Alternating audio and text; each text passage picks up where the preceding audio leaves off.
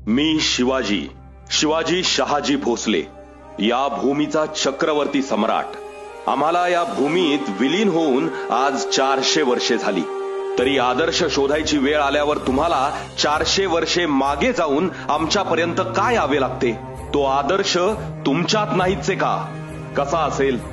तुमच्या रक्तातच भेसळ झाली आणि तो आदर्श विकला गेला अवघ्या काही स्वार्थात। म्हणून आम्ही काल वाऱ्याच्या एका तडाख्यात पडलो त्या राज्यात जिथे आम्ही जन्माला आलो, लढलो, घडलो आणि काल अखेर तुमच्या राज्यात पडलो। कीव येते मला तुमच्या फुटकळ विचारांची। आणि खबरदार, याला स्वराज्य म्हणाल तर हे स्वराज्य नाही, दिल्लीचं तख्त राखणारं स्वराज्य आहे आमचं। हुजरेगिरी करणारं नाही, राज्याला दिशा देणारं स्वराज्य आहे आमचं। क्षुल्लक स्वार्थासाठी राज्याला विकणारं नाही, बळीराजाला सोन्याचा नांगर देणारं स्वराज्य आहे आमचं। त्याला फाशीचा दोर देणारं नाही, सर्वसामान्य जनतेला करमुक्त करणारं स्वराज्य आहे आमचं। त्याच करातून भ्रष्टाचार करून स्वतःचे इमले बांधणारं नाही।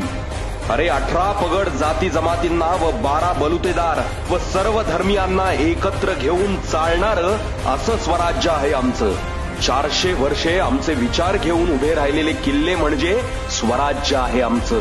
त्यांचं संवर्धन तर सोडाच, तुम्हाला साधे रस्तेही बांधता आले नाहीत। स्त्रीला मान देणारं स्वराज्य आहे आमचं, तिचा पदर खेचणारं नाही आणि ज्याने ती हिंमत दाखवली त्याचा पुरुषार्थ ठेचला आम्ही।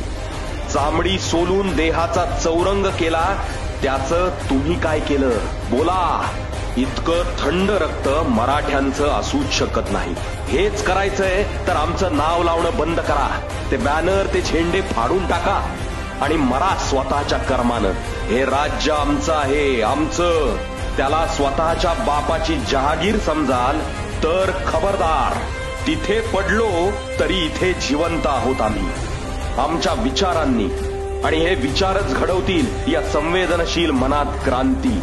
राजे आहोत आम्ही, पण हात जोडून विनंती करतो, वेळ गेलेली नाही, जागे व्हा आणि आपल्या धमन्यांमध्ये जागवा मर्द मराठ्यांचं सळसळतं रक्त। अरे कोण होते माझे मावळे? ही सर्वसामान्य जनता। मी त्यांना अभय दिलं आणि त्यांनीच स्वराज्य घडवलं। माझ्या लेकरांनो, ही तीच वेळ आहे जशास तसं वागायची, महाराष्ट्र घडवण्याची, पुन्हा स्वराज्य स्थापन करण्याची। आम्ही रायरेश्वराच्या मंदिरात शपथ घेतलेली, तुम्ही शपथ घ्या। माझ्यासोबत म्हणा, हा महाराष्ट्र आपला आहे, त्याचं रक्षण करणं, महाराष्ट्र अस्मिता राखणं हे माझं कर्तव्य आहे। बोला, हर हर महादेव, हर हर महादेव।